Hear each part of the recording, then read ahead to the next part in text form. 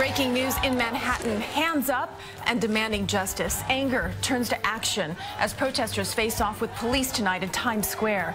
Good evening to you. I'm Christine Johnson. Maurice Dubois is off tonight. Rising tensions in the city tonight over the shooting death of an unarmed Missouri man. CBS 2's Tracee Carrasco has been following this breaking story all night, and she joins us live from Times Square with more. Tracee? Christine, the crowds have left here, but earlier thousands filled the streets facing off with police, all in support of a man fatally shot by police halfway across the country.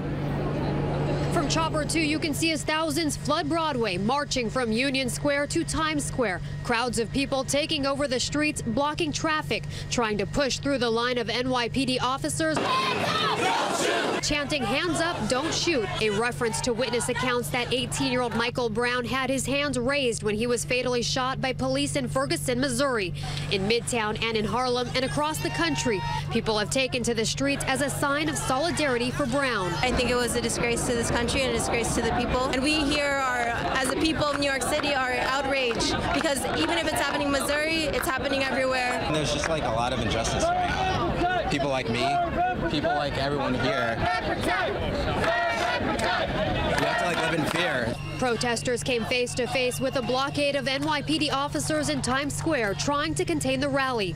While many of the protests throughout the week have been violent, this one was not. I respect these officers, I respect everyone here, and I'm just asking for the same thing. Mayor de Blasio commented on the riots in Missouri and why protests over the death of Eric Garner while in NYPD custody didn't turn violent. I'm not an expert on Missouri, but we have a very different reality here, obviously. There's been many, many times when people have raised their voices passionately, but the norm in this city is peaceful protest and nonviolence. Now, marches like this one were held in 90 cities nationwide, and even with all of the chaos, police say there were no arrests here. We're live tonight from Times Square. Tracee Carrasco, CBS 2 News. Tracee, thank you. Now, protests in Ferguson have changed dramatically in tone tonight. Hands up! Don't shoot! Hands up! Don't shoot! Instead of another night of rioting, they're marching peacefully. Today, Attorney General Eric Holder promised Michael Brown's family a full civil rights investigation. And also this afternoon, President Obama called for peace on the streets. There is never an excuse for violence against police or for those who would use this tragedy as a cover for vandalism or looting.